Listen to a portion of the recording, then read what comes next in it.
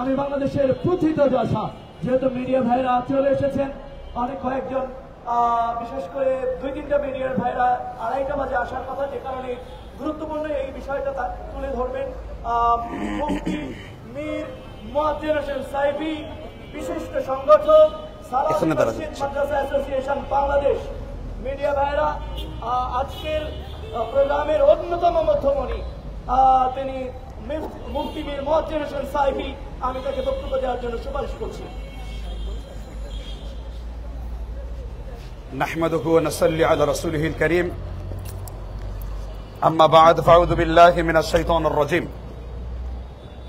সম্মানিত আমার সকল মিডিয়ার ভাইরা, আপনারা এখানে অত্যন্ত গুরুত্বপূর্ণ একটা নিউজ আসলে কভারেজ করতে এসেছেন।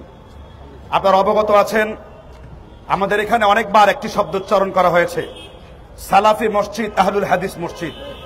আসলে দুনিয়ার সব মসজিদগুলি আল্লাহর।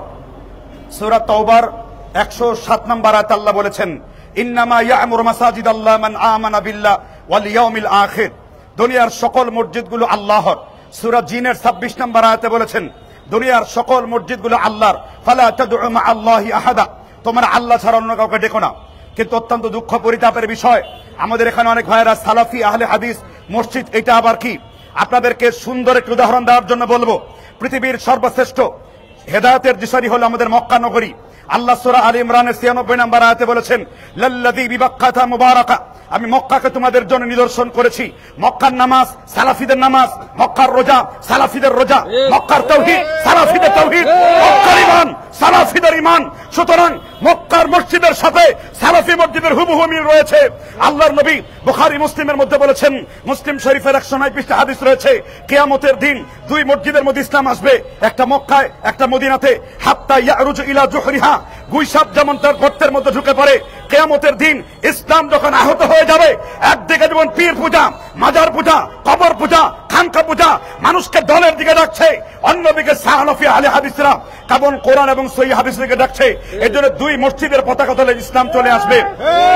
আমরা অন্য কোনো কিছুর প্রচার প্রসার করি না। তার জ্বলন্ত উদাহরণ হলো ডক্টর জাকির নায়েক, যুগ উত্তীর্ণ ভাষায় কথা বলে, দলিলের মাধ্যমে কথা বলে, অন্য ধর্মের নির্ভরযোগ্য গ্রন্থ দিয়ে রেফারেন্স দিয়ে কথা বলে, কিভাবে বিপ্লব সৃষ্টি করা যায়, লক্ষ কোটি মানুষকে কনভার্ট করা যায়। ওয়ামান আহসানু কাওলাম মিম্মান দাআ ইলাল্লাহ ওয়া আমিলা সালিহান ওয়া ক্বালা ইন্নানী মিনাল মুসলিমিন। তার সুদীর্ঘ একটি গুরুত্বপূর্ণ উদাহরণ সৃষ্টি করেছেন ডক্টর জাকির নায়েক। আপনারা সালাফি যদি বুঝতে চান, আপনারা আজকে দেখবেন গোটা আরব ভূমি, গোটা আফ্রিকা ভূমি আর গোটা ইউরোপের মধ্যে সবথেকে বেশি যেই দিনের অনুসারী বাড়ছে, সবথেকে বেশি যে অনুসারী বাড়ছে, তারা আজকে সালাফি। আপনারা কি মনে করেছেন আহলে হাদিস বা সালাফিরা বাংলাদেশের রিফিউজি? 3 কোটি আহলে হাদিস বাংলাদেশে রয়েছে, সেই অসংখ্য মন্ত্রণালয়ে আহলে হাদিস রয়েছে, অসংখ্য ডাক্তার আহলে হাদিস রয়েছে, অসংখ্য পুলিশ, টিভি, র্যাব, এনএসআই ঊর্ধ্বতন কর্মকর্তারা আহলে হাদিস রয়েছে। সুতরাং আমরা কখনো কামনা করি না বাংলাদেশের প্রত্যেকটা মানুষের কাছে মসজিদ তো দূরের কথা, আমরা মুসলমানরা অন্য ধর্মের উপাসনালয় ভাঙ্গার বিপক্ষে। কোরআন আমাদেরকে জানিয়ে দিয়েছে, সূরা বাকারার 256 নম্বর আয়াত, 55 নম্বর আয়াত, লা ইকরাহা ফিদ্দিন ক্বাদ তাবায়্যানার রুশদু মিনাল গায়্যি। ইসলাম কোনো জবরদস্তি ধর্ম নয়। এজন্য সম্মানিত উপস্থিতি, আপনারা আহলে হাদিস বা সালাফি ইতিহাস যদি আপনি দেখেন, তাহলে আপনারা ওয়াহাবি আন্দোলন দেখবেন। আমার দুঃখ আফসোস হয়, 24-এর আন্দোলন ছিল ফ্যাসিস্টদের বিরুদ্ধে, ভারতের দালালদের বিরুদ্ধে, রায়ের বিরুদ্ধে। আমরা সেগুলো মুক্ত হয়েছি, তারপরও কেন এখন মসজিদ ঘুরিয়ে দেওয়া হবে? যেখানে আল্লাহর আহ্বান জানানো হয়, যেখানে রাসূলের আহ্বান জানানো হয়, এই আহ্বান কখনো কাম্য নয়। আমরা নতুনভাবে বাঁচতে শিখেছি। যদি ধর্মমন্ত্রী কোন রকমের বাম হতেন, কোন রকমের রাম হতেন, আফসোস থাকতো না। ধর্মমন্ত্রী আমারই উস্তাদ ডক্টর আফম খালিদ সাহেব, উচিত ছিল অবিলম্বে এই সমস্ত বিচার করা। ব্রাহ্মণবাড়ি আজকে মসজিদ রক্তাক্ত হচ্ছে, চাঁদপুরে খুতবার জন্য আহলে হাদিস আলেমকে প্রকাশ্যে জবাই করার জন্য একদম দুর্বৃত্ত চেষ্টা করছে। আর আজকে আপনারা দেখেন, বাংলাদেশের এমন কোন রিপোর্ট নাই আহলে হাদিসের কোন আলেম, আহলে হাদিসের কোন অনুসারী কোন মসজিদে আক্রমণ করেছে। এটার মানে হলো আমাদের মানহাজে এটা, আমরা উগ্র নই, আমরা কঠোর নই, আমরা মারমুখী নই। আল্লাহর রাসূল আমাদেরকে দিয়েছেন, আমি উম্মতের মধ্যে তোমাদেরকে দেখতে চাই তোমরা মধ্যমপন্থী হবে। ওয়া খায়রুল উমুরি আওসাতুহা। আর কোরআন আমাদেরকে জানিয়ে দিয়েছে আমি তোমাদেরকে এই জন্য পৃথিবীতে প্রেরণ করেছি যেন এই উম্মতের মধ্যে সূরা বাকারার 2 নম্বর সূরার 143 নম্বর আয়াতে তোমরা মধ্যমপন্থী হতে পারো। সুতরাং আমি সবাইকে বলবো, আজকে মিডিয়ার ভাইদেরকে বলবো, আজকে মিডিয়ার এই নিউজটা কভারেজ হচ্ছে, প্রত্যেকটা নিউজ পোর্টালে নিউজগুলো যাবে। আর যারা অনলাইনে রয়েছেন আমি সবাইকে বলবো অবিলম্বে যারা এই মসজিদের মধ্যে আক্রমণ করে, যে কোনো মসজিদ হোক, আমরা কোনো মসজিদে আক্রমণ করার পক্ষে না। আর হাদিসরা মরে যায়নি। যদি কোনো সেমিনার দরকার পড়ে, বাহাস দরকার পড়ে, মুনাজারা দরকার পড়ে, জাতীয় ভাবে প্রকাশ্য দিবালোকে আমরা প্রকাশ্য দিবালোকে বাহাস করব। ফেজদাবি বলে অতীতে আমি ডিবেট করেছি, আমাদের ব্রাদার রাহুল আমিন অনেকগুলো ডিবেট করেছে, আমরা অসংখ্য বিতর্ক প্রতিযোগিতায় অংশগ্রহণ করেছি। আপনারা মসজিদ ভাঙে কখন?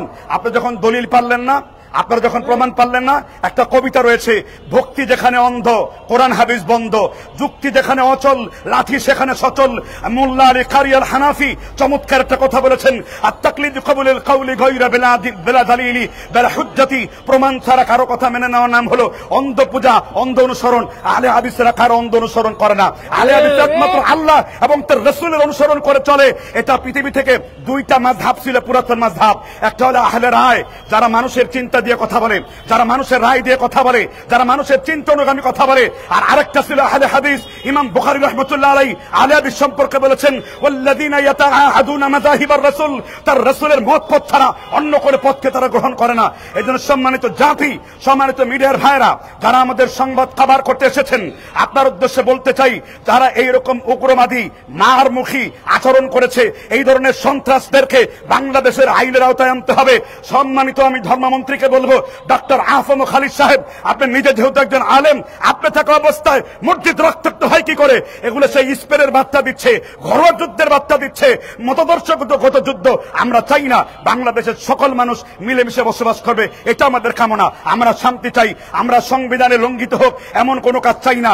যে কোনো সংবিধান, বাংলাদেশের সংবিধানের ভিত্তিতে অবশ্যই রয়েছে কোনো ধর্ম মন্ত্রণালয়, কোনো ধর্ম জায়গায়, ধর্ম পোষণালয়ের জায়গায় সেখানে আক্রমণ করা যাবে না। সুতরাং গাইবান্ধায় যেই সমস্ত সন্ত্রাসীরা মসজিদকে গুড়িয়ে দিয়েছে, আমি প্রশাসনকে বলবো আপনারা চুপ থাকবেন না, আপনারা অবশ্যই নড়ে চড়ে বসবেন। আগে আমরা কখনো ন্যায় বিচার পাই নাই।